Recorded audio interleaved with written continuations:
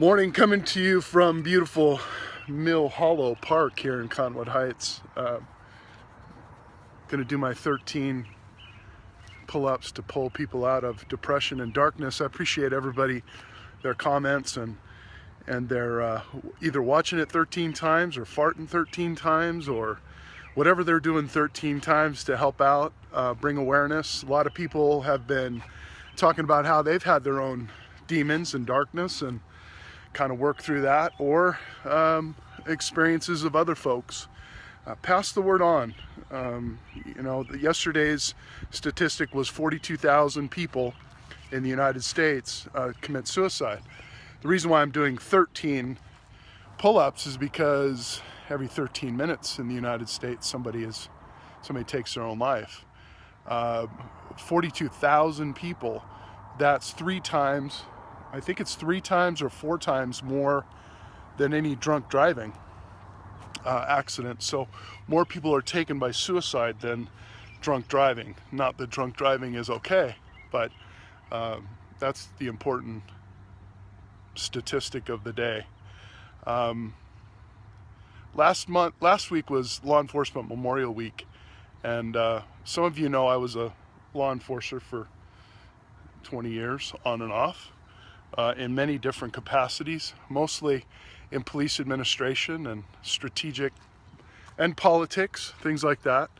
The thing that hurt me the most in my career was having to bury officers. I had a sergeant one time. Had quite a few officers commit suicide, but I had a sergeant that committed suicide many years ago, and he was just a brilliant man, many degrees, and just an unbelievable personality, amazing cop, and it affects everyone. And I think the reason why I wanted to highlight that is because there's a lot of public safety people out there, fire, police. I even throw the emergency room personnel into those categories. People that see, guts and gore and the things of life that are really real that most of you don't see, or I anymore. It really affects them. Some of the things that they go through, the death and the gore and the children that are hurt, things like that, it really affects them. And I think that correlates with some of you in your lives, what you're involved in, and some of the realities of your lives they go unnoticed because you're the one that's living it. So if you're someone out there that needs help, reach out to someone. If you're someone that has a loved one that needs help, reach out to them in whatever capacity you think is right. And I'm not a therapist. I'm just a real life kind of guy, and like to tell people's stories and like them to tell their stories.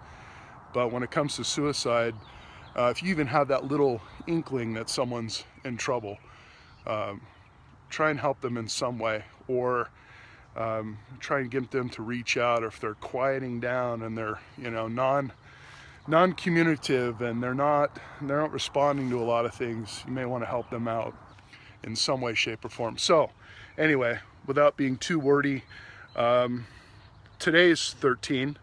Go out to all those public safety folks that have to deal with all this kind of stuff. I can't tell you how many people that I personally saw either commit suicide or drink themselves to death, or do drugs and things like that really needed help at the time. But suicide in the public safety sector is just like every other sector as well. It's very prevalent. So here we go, 13 for all you guys and gals out there in the public safety realm. That's what we're doing today. Let me see if I can set this up.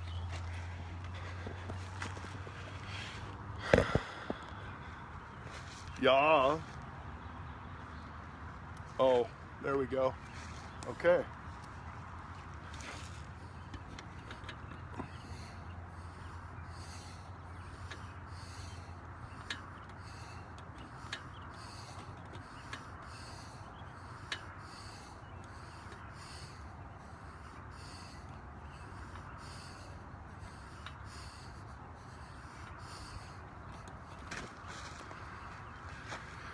Stay with us, everybody. Pass the word on.